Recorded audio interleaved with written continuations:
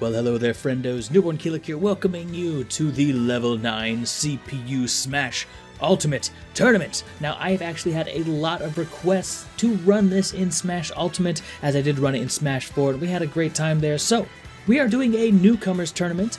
Now, a couple things I do need to explain as we're kind of getting in here. This is a Newcomers tournament exclusively, so only the new characters that have been added to the game are in the pool.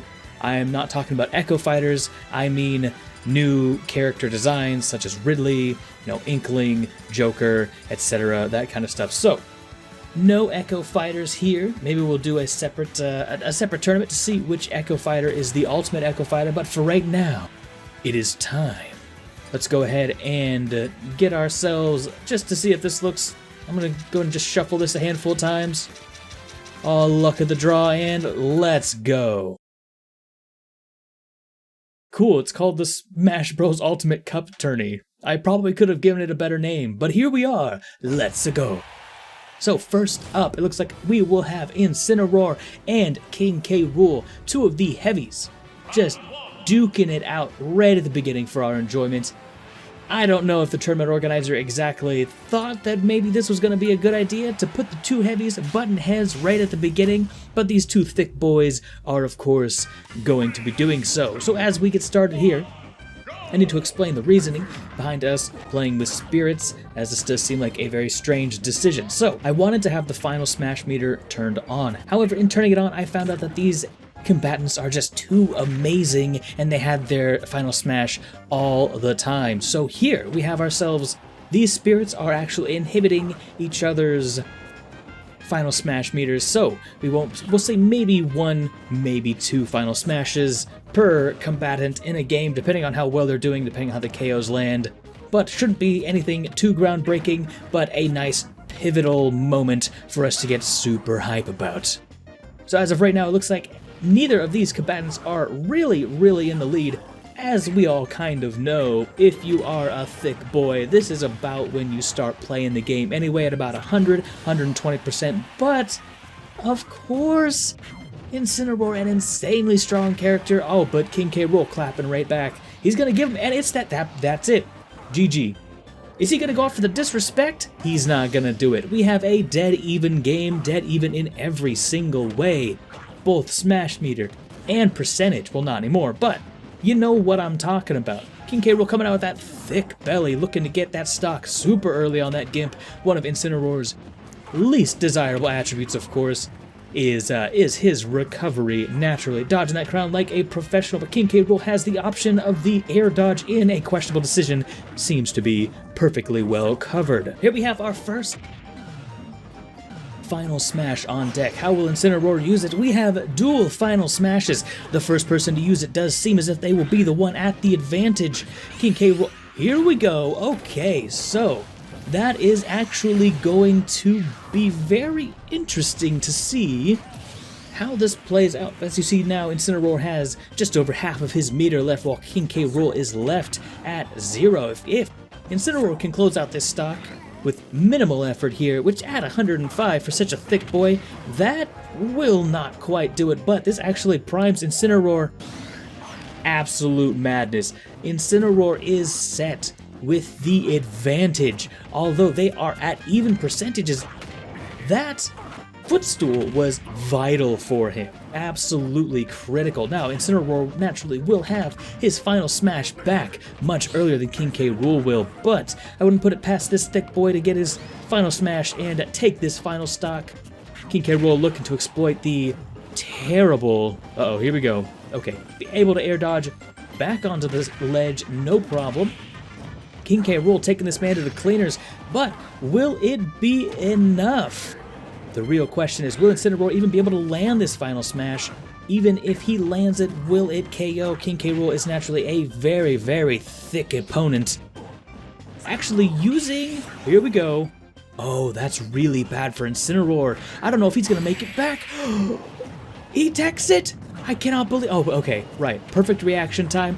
At the 2.5 minute mark, we have a stage transformation.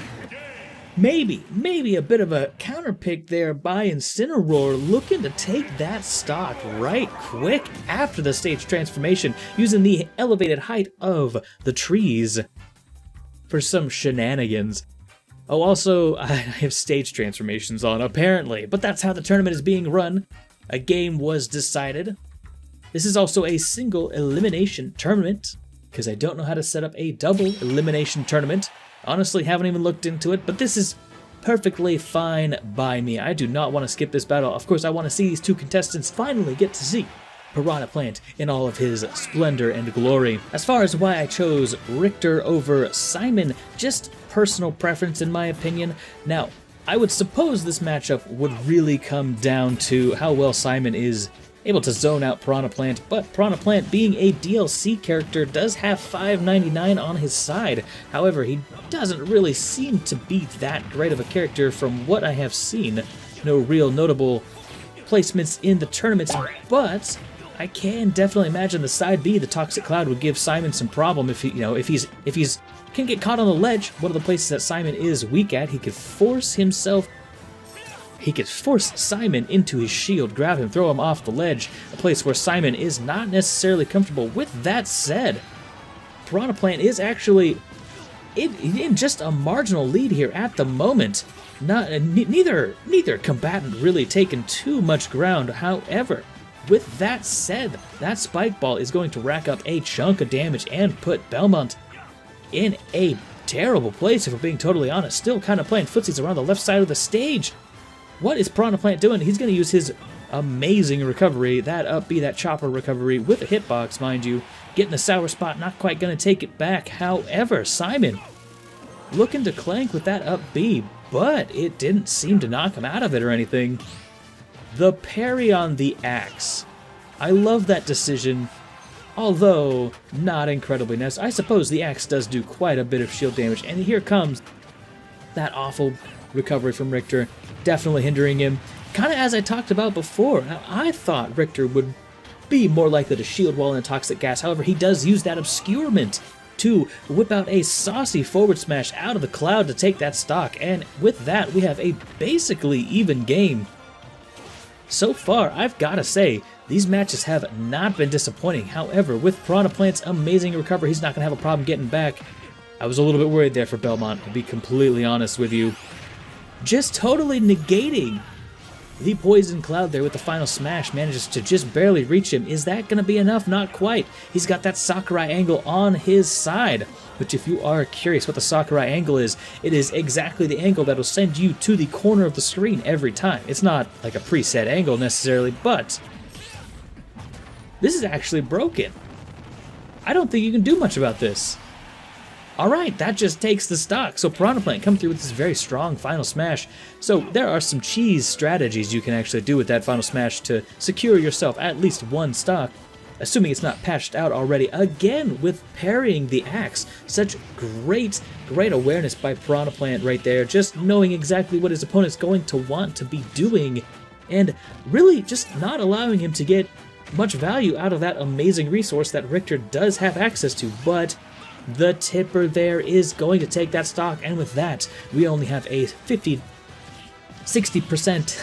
deficit here by Richter, and Piranha Plant is looking pretty primed here, assuming he can just escape all these projectiles that Richter is throwing out. No stranger to the camping game, although, surprisingly enough, he's doing some amazing things with spacing. He's not really camping out nearly as much as one would expect, just running right into the Poisonous Cloud. A bold decision. We'll say that he's building up rage, I suppose, is one thing we could say. So we have the stage transformation coming back in, straight into a Coliseum from Fire Emblem, naturally, and we're going to see how this stage flip will affect these two combatants. Now, all bets are off. I was going to say flat stage. That's going to be a bit of a disadvantage for Richter. Coming in with the down B snipe from Piranha Plant, the safest location. Richter doesn't have anything that's going to be able to hit that man from that location.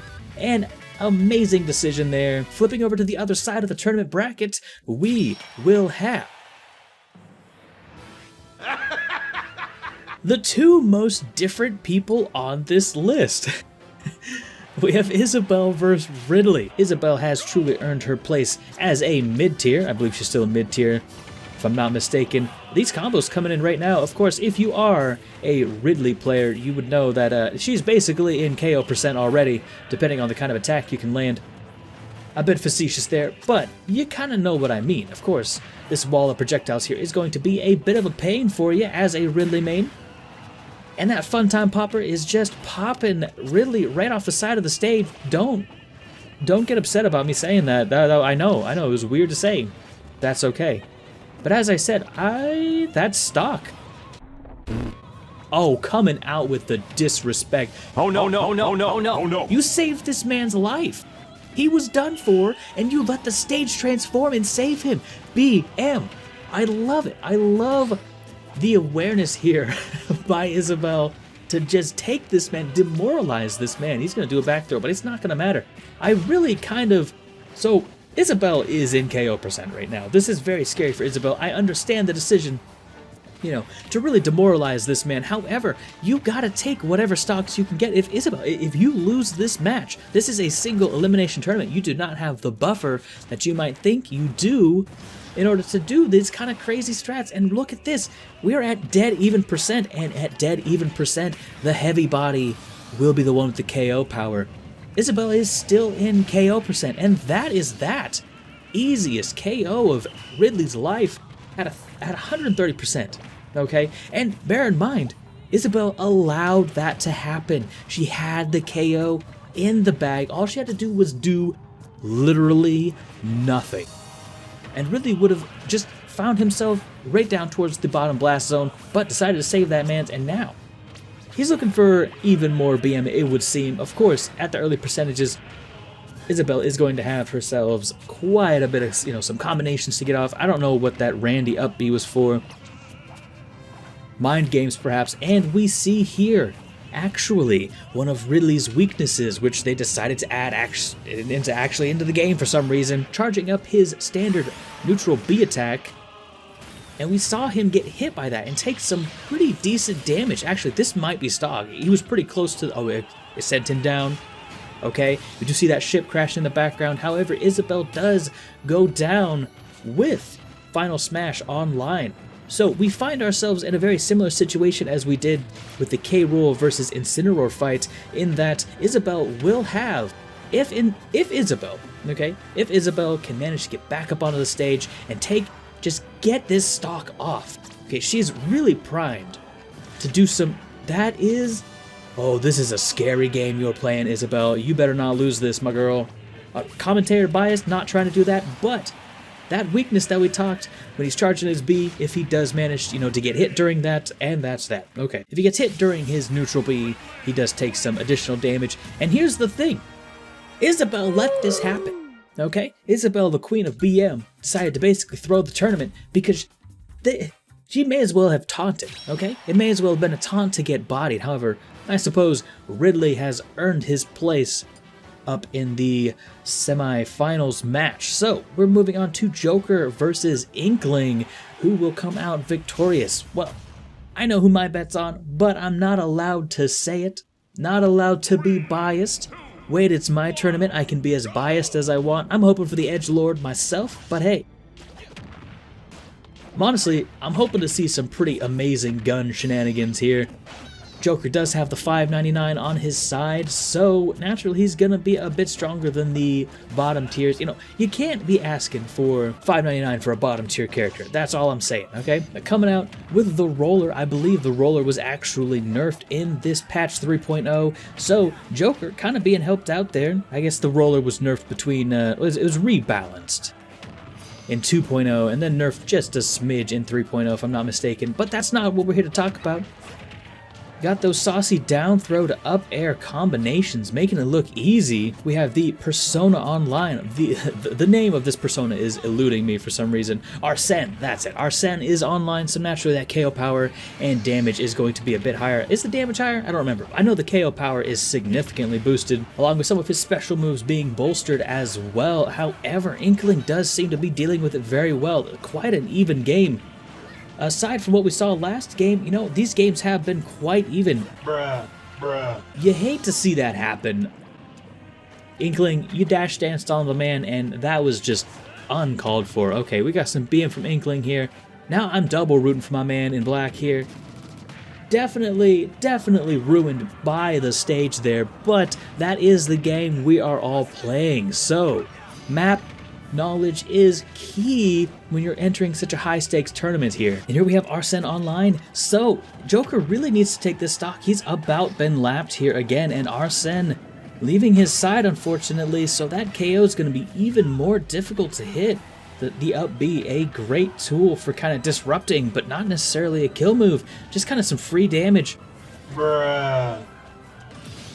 And I mean, that's the kind of thing you also hate to see that happen. So basically, we're 1-to-1 as far as, you know, individuals SDing, because the stage is just the most jank thing I've ever seen in my life, or whatever that teleport was. I don't know what that was all about, but you hate to see that happen. However, in all fairness, technically, we do have ourselves an evenly stocked game. May as well just both be playing with 2 stocks here. Looking to charge Arsene immediately. Immediately, Arsene is going to be by his side, looking to bolster his attack. And I don't really know what the decision was there to just throw out that final smash, but hey, he's thinking some stuff. I'm not really sure if that was the right decision, but we find ourselves in another similar situation. If Joker can take this KO, Joker needs to bait out this final smash to have a safe third stock here, a safe final stock rather. So, manages to get out the final smash, and you know, you hate to see that kind of final smash being used on a stage like this. However, this does put Joker in a decent position. If Joker can take this stock, which Inkling is, I forgot, Inkling takes damage whenever she's in the water there. So, an interesting little tidbit there. The footstool, the sauciest, of course. That is that. We are back to an even game. And on top of that, Joker actually has a bit of an advantage. Okay, I was a little worried for a second. Perhaps these 2 stages should be on the ban list. Just kind of, you know, these combatants are good sports, of course, so, you know, we're going to go ahead and run with it, but note for future tournaments, perhaps. Spaghetti. So Joker is looking mighty fine at this point. He is doing well on percent. Arsene's going to be online in no time. I guess the percents are about even. He is also ahead on the final smash gauge, albeit not by too terribly much. So, about 30%, dividing these 2 opponents. Of course, that gap has been closed the moment I say it, and I'm having a hard time, you know. Inkling is just having a very difficult time, like, getting out of this water here, really finding her footing here, which is very unfortunate that these 2 combatants did have to unfortunately deal with such janky stages, but in the grand scheme of things, you know, Bruh. they've kind of SD'd about the same amount of times here. I'm hoping, alright, so we're back. I'm looking to just see a nice clean fight here. That, I would assume, was stall tactics done by Inkling to wait out Arsene's time in the match here. So, at this point, I'm thinking Joker's probably not going to have another chance to charge Arsene. He's either going to get this KO, and you hate to see that happen. Alright, that was a bit of stage jank, but realistically, Joker's 599, and Inkling